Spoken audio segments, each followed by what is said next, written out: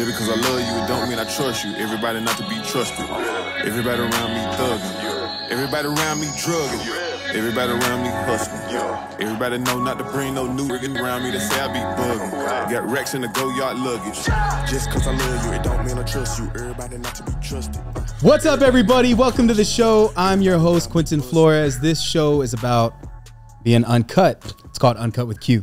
And so, guys, if this is your first time listening, we talk about all things business, all things entrepreneurship, overcoming hardships, and really just fucking life up. That's what we like to do. And in the best way, not the worst way, all right? And so, guys, you know, if this is your first time, again, we have multiple different versions of this show.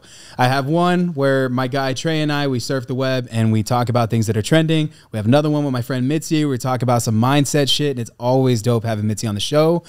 We have Q&A with Ian Q where I answer all of your questions. You guys can go to www.quentinflores.com/ask-E&Q and submit your questions, and we will answer them. You know, and it's about anything. You can literally ask us anything.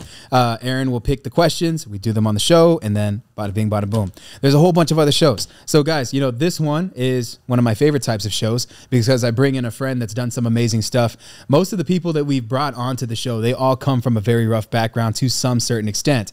And so this is one of those shows where I bring on an amazing friend, and they come onto the show, and they tell you exactly how they fucking overcame all of the bullshit in their life and made something amazing happen. And so, yeah, man, this is Uncut with Q. Let's go. Let's go. Let's go. This is a good friend of mine, actually, dude. What's up, Ed? Things are so good, man. Hey, thanks for even having us on the show. We've been trying to connect for a couple years. So it's just cool that schedules lined up and we were able to get connected. So thanks, man. Dude, we're top 1% on Spotify, on iTunes as well. We're kicking ass right now. Yeah, I mean, bro, it's you know what I mean? What I think people really appreciate is just how sincere it all is. Like there's no cover, there's no spin, there's no gloss. It's like, it's just the Q that you are on the show is the same Q you are in person. Like if they meet you in person, it's the same dude. I appreciate it, man. You know, I just try to throw it out there, and I try to give value. And, you know, we do have like what we call a value exchange on the show. And so, you know, the people that are listening to it, they all know the premise. If this is your first time, you know, the way I look at it, it's like, well, damn. If we give you value, share this shit so that other people can know and they can get value too. You know, what you put out into the world, you tend to get back tenfold. So I always just try to be real, both on and off the platform in anything that I do. Bro, introduce yourself to the world, man. Yeah. So, I mean, let's see. I was, the short version is I was in the Marine Corps for a couple of years. Yeah. 2003 to 2007.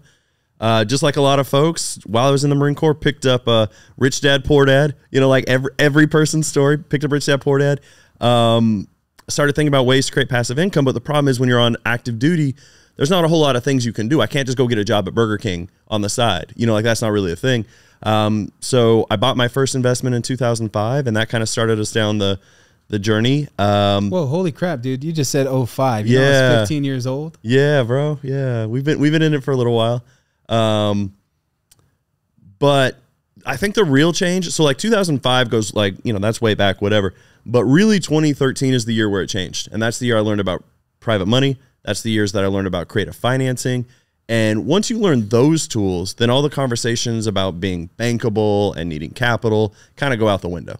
And, so for us, the business kind of pivoted in 2013. And, you know, now I run a wholesale business. We're out of the Charlotte, North Carolina market, but we'll do deals really focused in the Carolinas in general. That's where our attorneys do business. So that's really the driver for that. We'll do really any type of deal, creative deals. We'll do cash deals. We've got 2 rehabs going on right now. We've got our buy and holds. So we're kind of, you know, trying to do whatever's right for the deal. You know, the first nugget I think I would say right off the bat is a lot of people go into a deal and try and get it to fit. Like they're a wholesaler or they're this or they're a rehabber.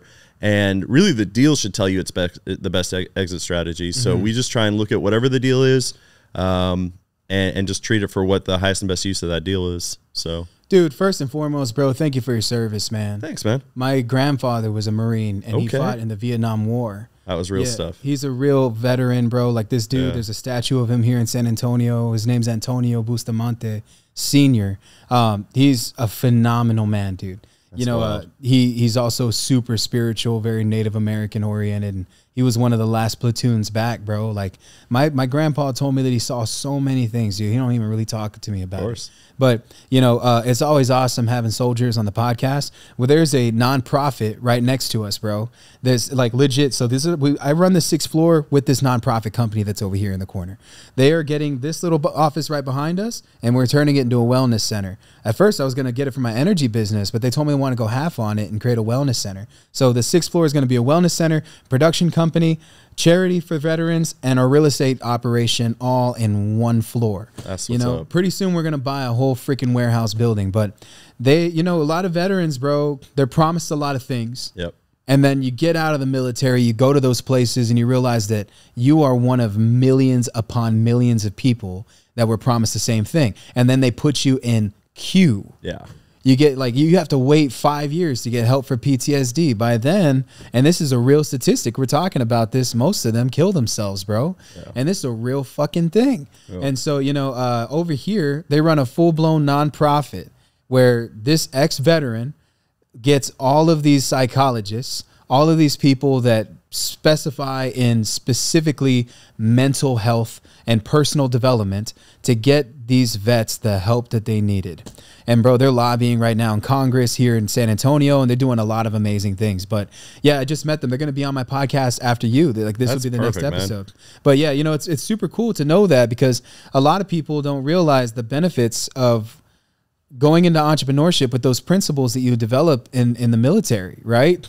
And I think that that's like a real slept on thing. I'm not saying go to the military so that you can learn how to be a business owner. I'm saying that anybody who is in the military right now with the principles that you're learning, you could easily drive that into a business. How old were you when you went into the Marine Corps? So I was older than, like, most guys will go real young. They'll go at like 18, 19. So I was like 21, 22 when I went in. So I was like a touch older than some of the guys, which actually played to my benefit a little bit, I think.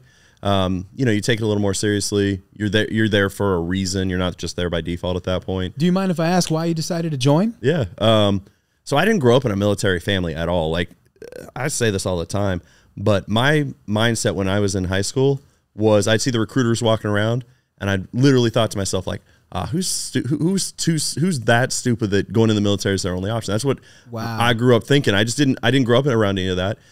Fast forward, I didn't have any way to really pay for school.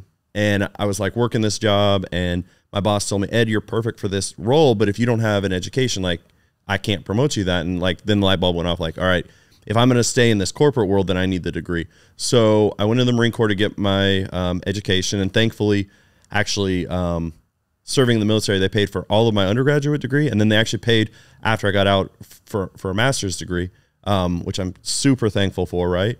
But I want to address that point about like my mindset about who was in the military. When before I was in the military, I thought it was just all these rocks, right? They were the only thing they could do is like whatever the military told them.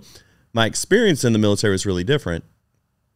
10% of the people I met, they were there because they needed someone to tell them to wake up, take a shower, eat breakfast. Like, they were that person. Wow. But 90% of all the other people I met were the coolest, smartest, most capable people I've ever met in my life.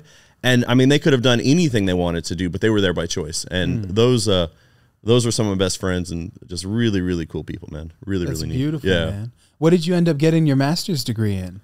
It was an MBA, just business administration. Oh, wow. And then the irony is, you know, we run a business now where, you know, kids right out of high school are getting the same checks we're getting. You know, we had a guy in our business before he turned 18. He got a check. Seriously? Yeah, Siri, come on. But you know, we were able to write him a check for being in our business. You've done the same thing in your business. So it's kind of wild now to go full circle to work through all this education, and of course, some of the principles we've learned, we apply in our business and the tools and things. That's fine. But, you know, now we're back to a business that doesn't require any real credentials. I think it's awesome, you know, because you still got an edge in the game in two different ways. One, you have a degree in that field of business. Two, You have principles that were given to you. Have you ever heard of that book? It's called Principles. It's written by Ray Dalio. Ray Dalio, yeah. Yeah, you know, for you guys that may have never heard of that book, it's written by the dude that basically connected the chicken nugget to McDonald's and made billions and billions of dollars doing this. He has a new book that just came out. It's pretty relevant to where we're at in our current economy. It's called The Changing World Order.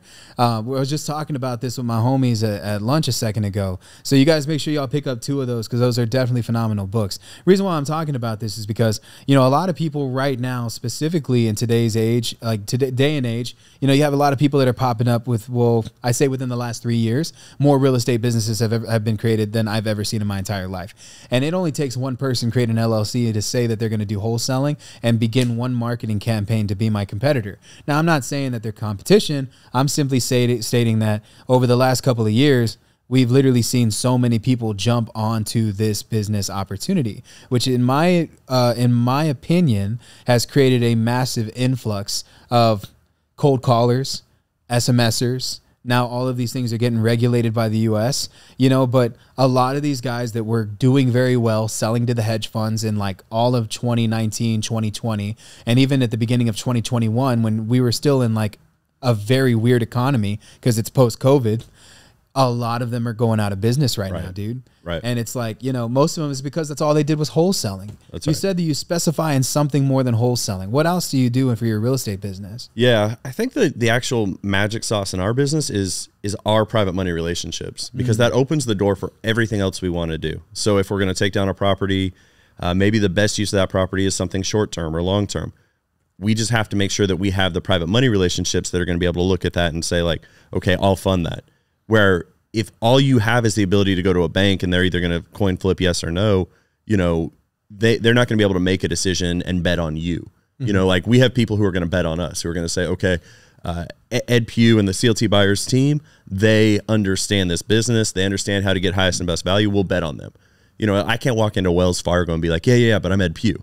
They don't give up. You know what I mean? Yeah. like unfortunately, you know, my name doesn't carry credibility with Wells Fargo yet. So I got to work on that. That's a me thing. Definitely gains credibility in other places though. But with our private lenders, that's different. You know, I can pick up the phone or text and just be like, you know, one of our private lenders, her name is Laura, and text Laura, hey, Laura, we're thinking about doing this certain deal. Are you on?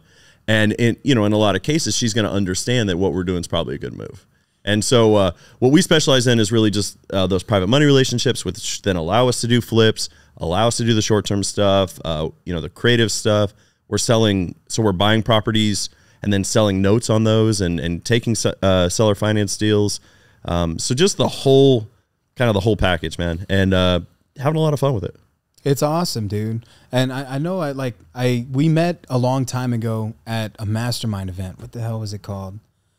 I don't remember the name. I just remember the group that did it. Kingdom. Yeah. Yeah. Super cool guys. You know, they invited me. I ended up speaking at the events. First time I ever met Ed. It was what, 4 years ago. So 2018. Yeah, that's probably right. Yeah. And you know, like back then, man, I mean, the market was different, bro. Was different. Like we were making so much money, dude. Yeah. And not saying that we're not still, because I have my hands in a lot of different things. Real estate ain't the only thing that I do anymore. It used to be the main thing. Now it's like the 5th thing. But I think the thing, and like not to puff you up on your show, but I think the thing you've realized is like, if I can develop systems, then I can just build systems and then duplicate those systems into other realms, right? Other verticals, and be really effective. So if I'm just good at building systems, then what the system does is kind of not irrelevant, but it's just, it can change, right? So I think you've done a really good job of that. The virtual assistants, like all of those different things. It's a concept that my mentor taught me. You know, my mentor came up to me one day and he was like, because at the time I was just so obsessed with how many deals I could do, Ed. Right. Legit, I was obsessed. And I would look at everybody else with all their numbers on their board and all their teams hitting gongs and then like the rah-rah of it. And it just looks so good on the camera, you know? And I mean, now I own a production company, so I understand, right? How to make things look amazing. Right. But I just looked at that and I don't know why, but, you know, I just had like a really big like chip on my shoulder about it. Like, how come I can't do that? You know what I'm saying? And so like, I was dumb obsessed to it, you know? And then my mentor, he's like, Q, this is your problem, man. Truth be told, you'd be good at anything that you had done, you know? And cause I remember he asked me, he said, Q was one of the things that I felt that was holding me back. I had 2 friends that died of drug overdose when I was younger. And I always felt like they would have been okay if I could have saved them somehow. and I would put the blame on me. Yeah. Because, you know, he's just like, you know, Q, like you can't force things to be what they're not. You can only change the way that you look at that thing, right? And so what I'm going to do for you is I'm going to give you perspective. And I was like, okay, what is it, Mr. Mentor, that I gave my money to? I didn't believe in mentorship at the time, didn't even believe in him. And even though I didn't spend that amount of money, my partner paid for him. You know, so I was forced to go through the mentorship because my partner was so enthusiastic about it. Maybe the universe had an intention for you, though, he right? Did. Right? Yeah, it was the greatest thing that he ever did was talk to me. You know what I mean? And you know, he said, "Q, this is the thing, bro. If God would have given you heroin, you would have been the best crack addict. You would have been the best heroin addict. Right. If God would have given you methamphetamine, you would have been the best fucking meth head. God gave you marijuana and you were able to do something great with that. You know, you sold a lot of weed, you moved a lot of weight, you were able to make your name in that space, and then God took it away, right? Because what God gives, he takes away. It's like, so you have to understand that you have this gift to do things differently. Now you can look at your business and you can think about like how you can do this compared to how everyone else is, or you can look at the weaknesses in everybody else's system and fill in the gaps and make money. And so I was like, well, what do you mean? How do I do that? And he said, think about this, Q, the gold rush of 1949, right?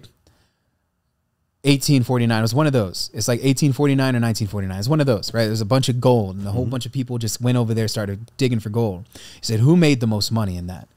The people who dug for gold or the person who sold those guys the shovels? Bingo. And that's what changed my life, dude. He's like, you just so obsessed with finding a bunch of deals for yourself. Did you ever think that you could corner the market if you just helped other people find more deals too? That's it. It changed everything. So isn't that the VA company though? That aren't you selling shovels? That's the VA company. That's the data company that I have. That's the e-commerce business that I run. That's the production company because we help influencers come in here and they do their content. A lot of times, man, this is just me being honest with you because I ain't got nothing to sell you, Ed. You're my friend, right? You're going to be in this podcast with me. I'm going to keep on highlighting the crap out of you because you're obviously an amazing person. I wouldn't even have entertained this if you and I didn't have his history together and I didn't genuinely know that you're not a good fucking person. Right. Because you are. Right. I appreciate that. I'm more than likely going to tell you that I can take these clips of you and then make them into reels for a fee so my company can make some money. Hey, let's do it.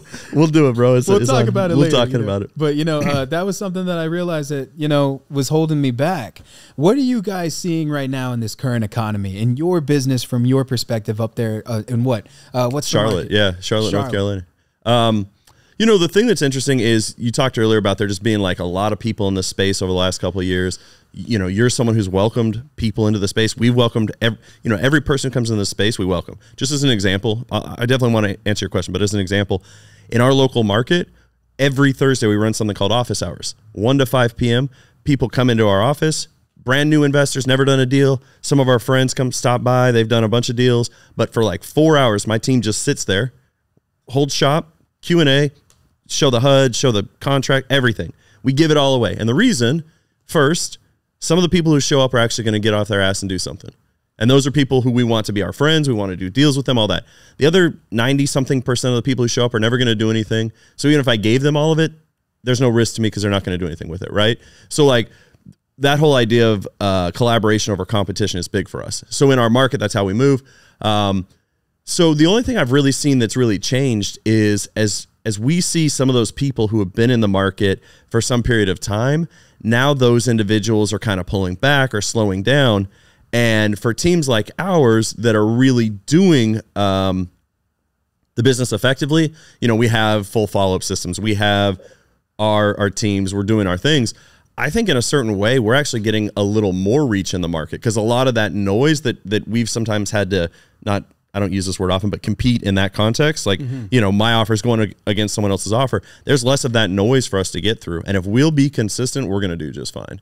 I mean, you guys are in markets that are a lot like ours. There's a lot of people who want to move into the Charlotte Metro. There's a lot of people who are moving into the San Antonio, Austin markets, you know, lots of West Coast folks coming out this way and that type of stuff. So the demographics for us and the market conditions for us are actually relatively strong over the next 2 years, probably. You know, if there's a bit of a slowdown, that's fine. We're still buying, right? Like we're still buying, so it doesn't matter for us. What I love the most about North Carolina, and I never been, but I have a friend. His name's Eric Klein. He's in Charlotte, North Carolina. My guy Max Maxwell, good friend of mine, just up the road from us in Winston, North Carolina. Yep. You know, and I have people that are in small parts of North Carolina, like Forsyth County. You know, I heard North Carolina now is more developed than it's ever been, and that you get a small city, like a small town feel with the big city vibe. That's it. And I loved that. Like, I forgot who told me that. I think it was Eric Klein that said that. Probably. You know, and in my head, I was like, what? Because that's Well, let me what ask you the people- question, just like an anecdotal thing. Yeah. If you wanted to go to a sporting event here, right, and you got in your car, how long does it take you to get into your seat at the sporting event? Just anecdotally, like this. From right now, if I were to leave this building and Yeah. go into a sporting event, Yeah. get into my seat, on a game day through traffic, like what does that all take? 30 minutes. 30 minutes? I'll say 45 minutes on traffic. Okay. That's not bad. That's not like with traffic, it's 45 minutes. Yeah. Everything Okay. in San Antonio from where my office is 20 minutes out. So one of the things that's like, so I grew up in LA, right? So like sporting events there are different. You know, you're trying to get to a Dodgers game, that's like an hour and a half ordeal just to get, like, it's a big deal. Wow. But in Charlotte, as an example, so our Panthers are there. I mean, it's been a rough season for us. No hate in the comments. It's tanking. That's Hey, what it is. They're getting the draft picks. But door to door, I can be in my seat at the stadium with like a hot dog in hand, like 22 minutes. Wow. You know what I mean? Like the city is just, it's large enough where we've got a lot of things, but it's also, you can get right there. You know, we've got our basketball team. We have a baseball team there. So there's just a lot of What's the upside. basketball team again? The Hornets. The Hornets. Yeah. That's right. They're good too. I'm not a big basketball fan, so I I see. can't co-sign that. I'm a but huge football fan. yeah. I love football as a sport in general. I heard you were shaving your head. Is that happening or is it not? No, What happened with it's that? not happening yet. All right. So the game is in 2 days. Okay. And if we lose to the Eagles, then I am going to shave the Eagles logo into my head. Now I like how people are doubting you, but they don't remember when you had the Jets put on there. So I did. mean, if they want to, if they want someone who's going to follow through on this, you're the dude. So. About my shit, bro. Right. It's not the first time that I've been disappointed. Hey, I love the Cowboys. I've been a fan since the 90s, and that's the team that I grew up with. So Yeah. for me, it's something that I was born into, but I appreciate football as a sport in general. There's a lot of people that talk trash about watching sports, man. Like there's this guy that's local. He's a big time guru and he buys a lot of multifamily. He's a guru, I'll say, right? But a lot of the things that he says, and we talk outside of what he says on Facebook. He's like, Q, don't ever take offense to it because I'm just promoting my brand and saying right. things, right? And I understand, but one of the things that he said was, if you want to be successful, you have to stop watching sports. And I said, bro, that's got to be the dumbest advice I've ever heard. But, I know he's saying it because he's pushing the narrative of his mentees and he has a cult-like following for what he Right. does. And he's very successful. All of his students are successful. I was one of his students at one point. So, I'm not knocking him, but at the same time, I got to this point where I'm at financially, spiritually, and physically even watching football, bro. Right. I think that if we work real hard for what we do, why shouldn't I be able to spend my time with my family watching football? Or find a way to adapt it. So just an example, I'm a big football fan. I'm not a big sports guy in general, but football I am. So 4 years ago, we started a fantasy league just for real estate investors in our market. I'm in one. Yeah, right. So it's like this year we had 40 guys. Wow. Right? So it's like 4 parallel leagues. We're running the whole thing. But it's like great. it's just an excuse for us to get back together, rib each other a little bit. Oh, I can't believe so-and-so underperformed. Yeah. Oh man, McCaffrey killed it. You know what I mean? Like find a way to adapt it and use it to build relationships instead of just writing it off, just being like, oh, that's not my thing. Yeah. Like I'm not a bowler, right? Like I don't bowl, but I imagine if I was into bowling, there's a way I could adapt that to build relationships that are valuable in my business. That's why I bought my boat. So like I invested into a boat 1,000% for the proximity. I'm a boat guy now. Because people with boats have money. Exactly. You know what I mean? And especially when you take the boat to the coast. Anybody who's riding a saltwater boat, bro, they spend $100,000 or more for that boat. Right. My boat, it doesn't go all the way out with them, but my boat can go out about 5 miles out into the coast. So I'm about that. You know what I'm saying?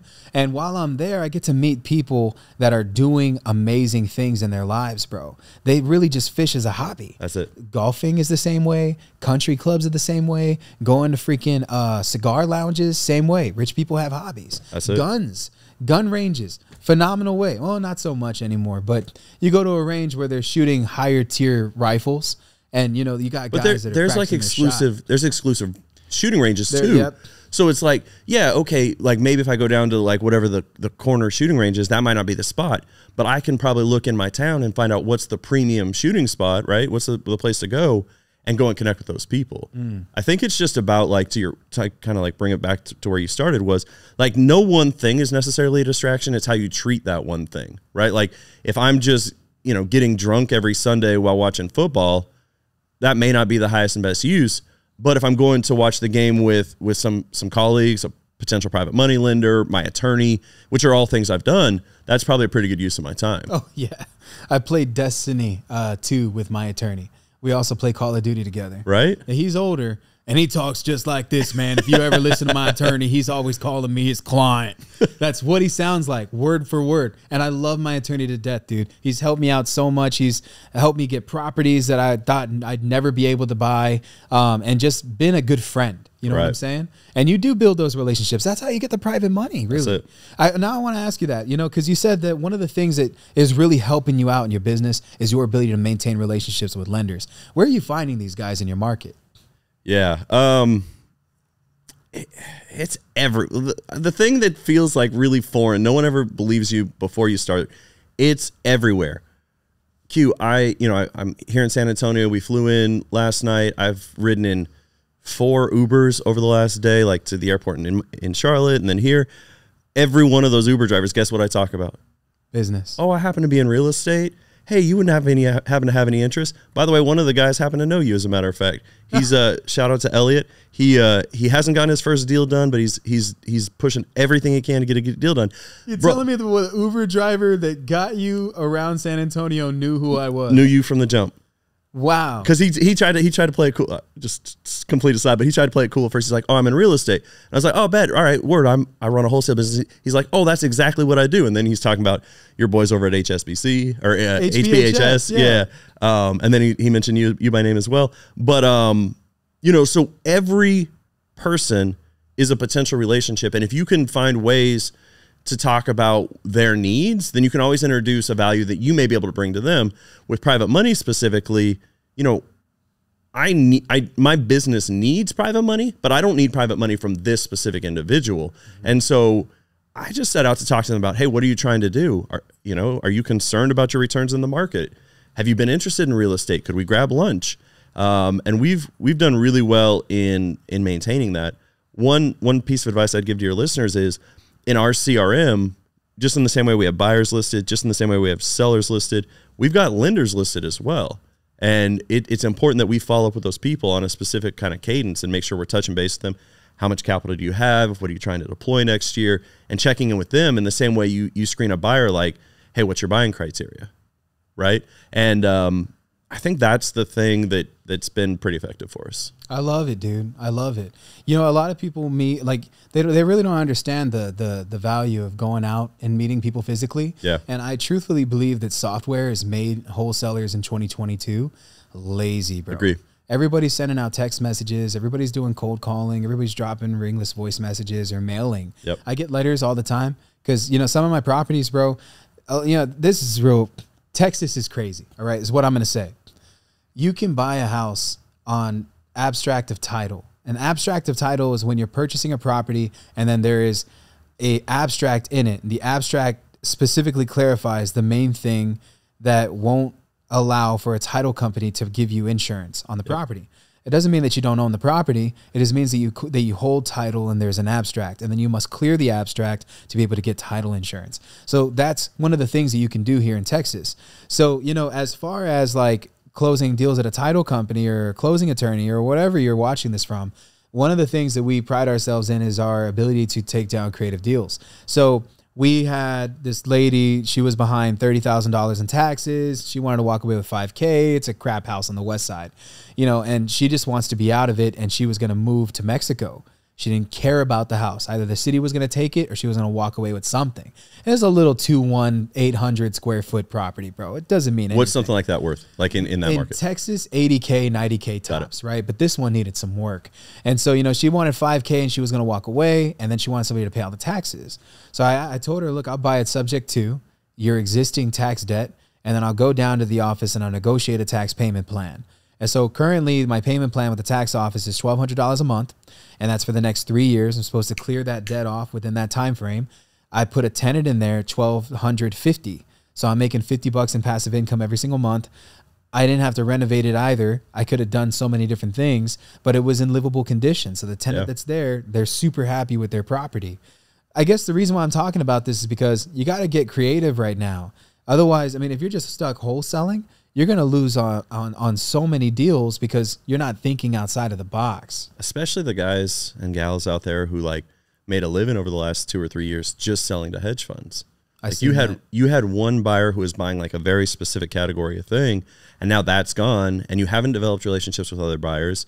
You haven't developed relationships with sellers who have properties outside of that cookie cutter box, and now you're saying you're struggling in your business. Like, I'm going to kind of say like, well, that's because you were kind of dependent on just that one channel, right? Like, but yeah, we're doing great right now on houses like that. Right now, we're kind of doing something cool, which is in our market, you can buy something like that for like $40,000 to $70,000 generally.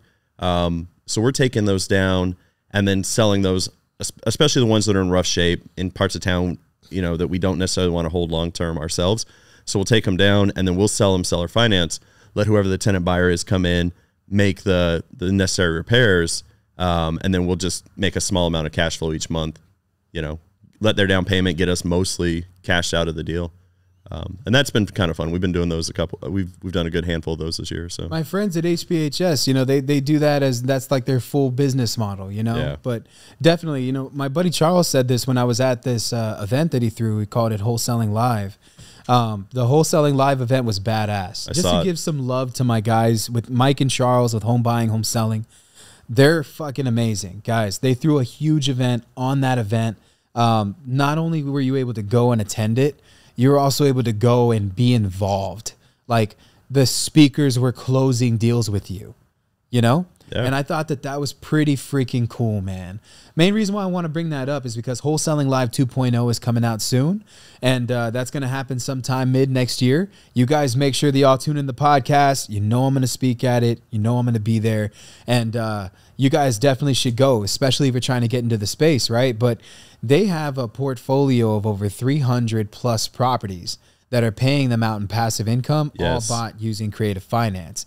And so, bro, like during this time frame in this quote unquote recession that we're in right now, they're still bringing in the dough. And Charles said this specifically at that event. He said, you don't want to be a one-trick pony in 2023. That's right. Bro, that's bars, dude. That's it. And it's insane. And just so I can say it too, dude, what those guys put on was crazy. Yeah, like, it was. There's no other event that's even been close to that as far as the scale, as far as, you know, these guys calling live, just wild. So shout out to those boys. Yeah. And shout out you guys. Shout out to the home buying, home selling, and everything that they're doing. Dude, but San Antonio, you know, it's a small market and everybody knows each other. Yep. So aside from like the one-off investors that you meet every now and then, you know, we're all really tight-knit community. Is it like that in Charlotte too? Yeah, in fact, there's Charlotte's got a really healthy ecosystem. I say that a lot. I compare like our ecosystem to like what you guys are doing here as far as the relationships you guys have. Like the folks in Phoenix, I think, have a really good ecosystem as far as like they know each other and they're cooperative. So I'd make it, that's kind of the comparison, like what's happening in Phoenix, what you guys are doing here, what we're doing in Charlotte. You know, again, we open our doors every Thursday, and a good 3 or 4 of my competitors, people who are running similar businesses to me, come in, they sit with us, we talk shop, everything. I lease space to a team in our office, another wholesale business. Like I do the same. What do I have to be concerned about? Matter of fact, I stop by their office every day. What you stuck on? Like, oh, we're stuck on. Oh, okay, do this. Call this guy. Here's the number. Let's go. Why not? For what? Like, it's fine. My take on it is this. Look, first of all, we're one of the varsity teams in the space. So like our job, just like I love that. As if they were one of the JV teams, our job is to make sure they're playing it the right way, right? Like when you go and play, we were talking about pro sports, when the rookies show up, the veterans show them the right way to do it. That's our first job. Second, again, if these people really do grow businesses that are really effective, then they're going to become partners for me. We're going to be JV partners on something. They're going to have a buyer for something I don't have a buyer for. I'll have a buyer for something they don't have a buyer for. They'll get a sub-2 deal but not have the capital to close it. Like all of it all together. Yeah. Our community is really strong in Charlotte. I have a really high opinion of it. It's beautiful, to be honest, to see that type of camaraderie in the space. Yeah. I'm not going to, I'll just be out there. There's a lot of like, and I'm going to throw this out there. It is what it is, and I don't want anybody to take offense to it, but I've been on the other side of it too. Yeah. Where there's a lot of toxicity in the real estate community. Yeah, it's out there. You know, there's those types of people that don't carry that mindset that you have. Yeah. Where you're so collaborative, you know? Look, I never like to focus on the negative because, you know, I'm not going to change people. My experience on this is like, you know, you can definitely find negative opinions about Ed Peugh. You can find whatever you want, and that's fine. No one who's actually done business with us has those feelings, right? The people who sit in our office hour session, who I give advice to, the people who I pour my heart into, they know where we're at. And so if other people who we've never done a deal with have never, you know, they want to have an opinion, that's great for them. That's their business, not my problem, doesn't affect my business. You know, what can you do to fix it other than just keep putting out your energy, you know, and you'll outrun all that. It's fine. Yeah, man. It's fine. I love that mindset, bro. You just got to stay away from it because a person with a bad attitude can bring a good person down. For sure. And you don't want that because then it creates a domino effect. And then, like, if it brought you down and you let it, it's going to bring someone else down because you just got brought down. And then next thing you know, the next person, boom, boom, boom. It's tough for me too, Q, because my reputation matters to me, like, a lot, right? So, like, some of this time I'll see someone say something, I'll want to, like, just jump on there and, like, Facebook or whatever and be like, type out the whole, like, for what? For what? Like, I'm not changing minds. You know what I mean? If you want to have a set opinion, have a set opinion. My job is just to do what I'm supposed to do, and that's, like, you know, lead my team, serve our clients. Like, that's all I can do. So, but there's some toxicity. I've seen it for sure. You're not wrong with that. I was talking to my team, my mastermind yesterday. We were just having a giant group session. My buddy Aaron brought up a deal where he flat out lied to somebody, and he openly speaks about it. So I'm not saying anything negative, but he was young in the game. Yeah. He had sold a deal to a very well-known local investor, decided because they were already past closing date and he hadn't cleared title yet, and he knew what he needed to do to clear title, that, you know, he would just let the first assignment fall off and then go off with another buyer that was going to buy the deal from him. And so he assigns it to the new buyer, and the buyer goes to close on it. Title company says, hey, man, there's a lien against the property. It looks like the previous buyer put a lien on that house. And so then my Aaron had to go back to that buyer and try to make it right. That buyer was like chip on his shoulders type shit. Like, I'm coming after you for everything. Right. Like, now because it looks like he was trying to backdoor him. It does. Yeah. And you know what? Now, and he says this, he's done by the way, Aaron is a phenomenal guy. I'm not speaking negatively of him. I've also had deals go sideways that made me out to look to be the bad guy. Sure. Anybody who knows me knows that's not how I fucking am. Yep. It's business, bro. In business, you can try everything you can to make things go right, but everybody gets hit left. This is business. That's it. You either look at it like, oh, was that guy's fault, or you blame the market, you blame the economy and the situation. I take full responsibility for every negative deal that I've ever done, and I've done plenty of them. You don't do 1,000 fucking transactions over a decade of time of being invested in real estate and not have problems. You know what I'm saying? And so the way I see this is like, you know, Aaron is forever going to be seen like a liar in front of that guy's face, no matter what. But you know what? Aaron did make it right. Even though that guy may never do business with him again, he still made it right. And so if you can, and you're listening to this, always just try to do the right thing. That's right. Even if you tried, that's all that matters. That's right. Yeah, I mean, deals go sideways. I had a dude, I hit him earlier this year because something went sideways, and I was like, hey, man, I would love to just come grab a sandwich with you. Obviously, you know, I'll pay, like, whatever. Let's connect and talk through. And he was like, nah. Okay. You know what I mean? But I'm good with my conscience because, like, I would have sat with him. We would have broke bread. I would have explained my side of the story. He would have explained his side of the story. And we can still disagree, even sitting down. Like, I can say, like, hey, here are the factors that I was dealing with that made me make that decision. He's going to say, well, here are the factors I was dealing with. All right. Hey, I didn't know that. I didn't see it. And he can still even look at me and say, yeah, I would have made a different decision. Okay, that's fine. Again, it's business. We're all trying to make the best decisions. Yep. So and we just do our best. That's the best thing that we can do. That's it. I love it, man. You know, dude, I've heard so much about you over the years that we've been working together, and anytime you've ever been brought up in conversation, it's always been in good light. That's blessing. You know, and it's the best thing to know in the world when you have somebody like that in your corner. Yeah. And I know I can probably call on you for a million different things. Of course. But I know I never have to. We just have that distance relationship where it's just like we run into each other at an event. It's like we hadn't seen each other in a long time. That's it. But I just saw you yesterday. I don't ever have to worry if you're all right. That's it. You know, unless you tell the whole world that you have some crazy shit going on, I just know that Ed is okay. That's you know what I'm saying? And it's good having friends like that. And I hope you feel the same way toward me. I do. You know, I have a lot going on right now, but these are amazing problems to have. I think about where I was at back then, and I wasn't sure. Are we good, bro? Okay. And I wasn't sure if I was going to eat that day. You know what I mean? Or if I was going to have a room to sleep in. Well, think about this. Like when you and I first met, it was at an event in Arizona, actually. And oh, yeah. If we think about where our businesses were, like, for sure let me step back. For sure this week, you've solved some problems in your business. Oh, yeah. That have been difficult problems. I've been dealing with a couple problems in my business that are difficult problems. Lawyers, all this different stuff, right? But if I go back to when you and I first met, we were sitting in a house in Arizona. These are problems we would have prayed for then.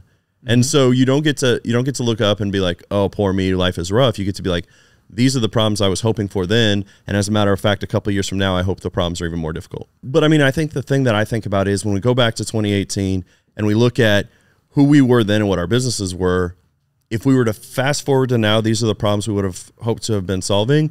And probably years from now, the problems we're solving today, we'll need bigger problems to solve in the future as well. I love it, dude. And you're right. You know, my mentor taught me this thing. I don't even know if I'm qualified to teach you, man. You're already you got it. You know what I'm saying? I know, you know, I'm a constant student. I know you are too. So I'm just going to say what I'm going to say. So you have this thing that you're inside of. It's called a threshold of control, right? And so we're all born with this circle that we have. And as we get older, the circle expands. And that's the threshold it identifies the things that we know that we're well incapable of figuring out in our lives. We know that we're well incapable of making shit happen within the circle. Meaning if a problem introduces itself, it's within our threshold of control to be able to solve that problem. And so, well, what do you do when something happens outside of your threshold of control? You have to figure out how to expand it so that you can solve that problem. So you have this thing, like this problem-solving circle, and everything within it, you're good. Everything outside of it, it's like, what the fuck? You know, like, how do I figure it out? And it just becomes a bigger problem. And so my mentor told me, Q, if you want to make a lot of money, you got to think about this for a second. Single family homes are easy problems to solve. Eventually you get used to it. That's right. But there was a time when they weren't, and you knew nothing about this, right? The same time frame that it takes to solve a single family problem is the same time frame and energy that it takes to solve a multifamily problem. Which one pays you more? It's the problem that's bigger and that's outside of your threshold of control. Right now. And, you know, right now. Yeah. Yeah. And it tripped me out, you know, because it was just like the best advice. And now we're taking on land deals, industrial deals. We're doing multifamily deals. You know, we're doing vacant lots. And Jose can tell you as my witness, when he was working in the other office, we weren't doing these types of deals. I tell him to stay away from acreage. I tell him to stay away from rural areas. I tell him I didn't know how to fucking work any of those different types of deals that were multifamily. And now we're underwriting them in the other office, figuring that shit out. Right. You know, so I think that it also, I think to get to somewhere specifically in this economy that we're at, you really got to learn how to diversify yourself, because like Charles said, if you're a one-trick pony, you're probably not going to last, man. You know, and all we can do, like what you're doing with this type of content, what you're doing with your event coming up, is be a lighthouse, you know, be an advocate for, you need to diversify, you need to learn, you need to find these techniques. And that's, I think, I don't know, that's what the next 2 years will be about. I'm excited to see it, dude. What is your plan going into 2023 with your current market and your business that you have right now? Yeah. What we're facing in Charlotte is a lot of buyers are pulling back. And so we're doubling down. Is it because of the interest rates? They're claiming interest rates. They're claiming this. They're just scared. They're just scared. They're concerned about volatility. Since we're here to play the long game, since we have our private capital lined up, since we know creative financing techniques, we're just keeping our foot on the gas. Like, we haven't slowed down one bit this year. We won't slow down a bit next year. Even if the market is to reduce like at a purchase price or a list price, however you want to describe that, it's fine. I ask people all the time, this is the most important questions, and maybe like your listeners can consider this question. If you were to go back right now, right, and buy at the last quote unquote top of the market, that would have been 2009. If somebody wants to know if they should buy today, they should ask themselves this very simple question. Would you like to buy a house today at 2009 pricing? Would you like to buy? How many houses would you buy at 2009 pricing? All of them. All of them? All of them. I'll take them all. So for me, when you get past the I need to do this wholesale deal to eat next week, right? And you can just make great decisions about great assets and great areas that are going to be appreciating over time. Yeah, it's fine. I love it. So we're just going to keep our foot on the gas, keep what we're doing, try and keep all the noise out of the building.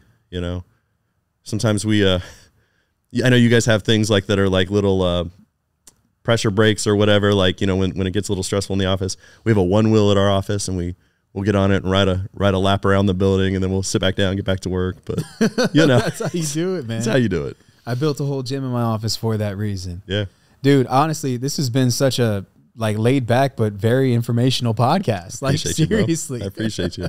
Hey, what is one piece of advice that you could give to that guy right now going into 2023? He's brand new to wholesaling, may not even really know where to start, and he's getting all these like mixed messages. I think a lot of new guys are trying to come into the space, and they're getting mixed messages. We get a lot of people that are new that are like, dude, everybody's saying the market's crashing, and interest rates are killing the market, and that we're in a correction, and that we're already in a recession.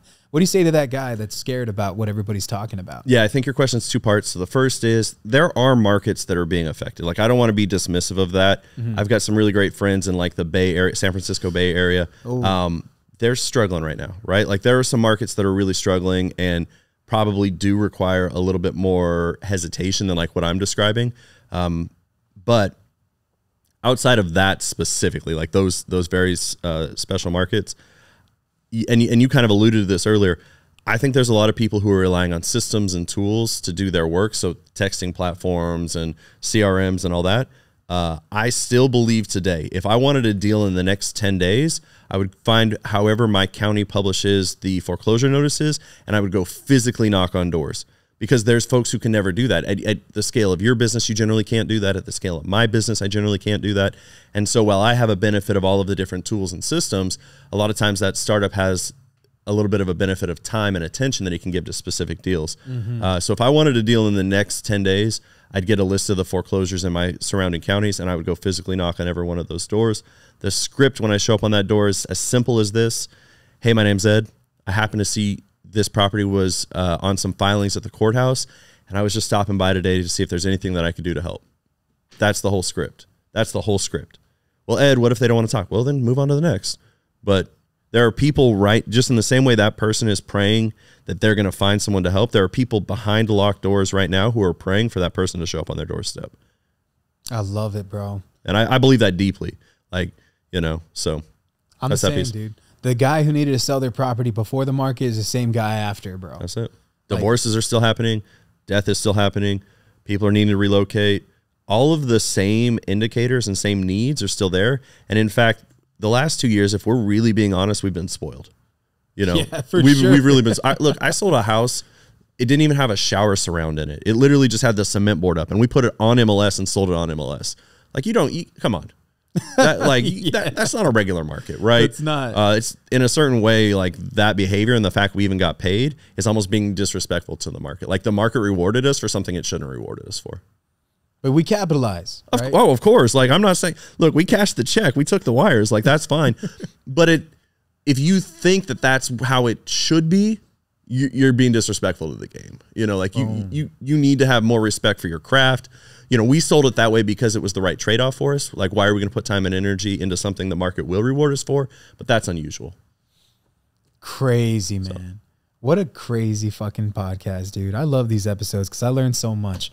Guys, I hope y'all appreciated this one. Y'all make sure that y'all like and subscribe. Also, follow my guy, Ed Peugh, on all of his platforms. I'll be dropping all of his links in the comment section below, man. Thank you guys so much for tuning in. I'll catch y'all in the next one. Let's get it.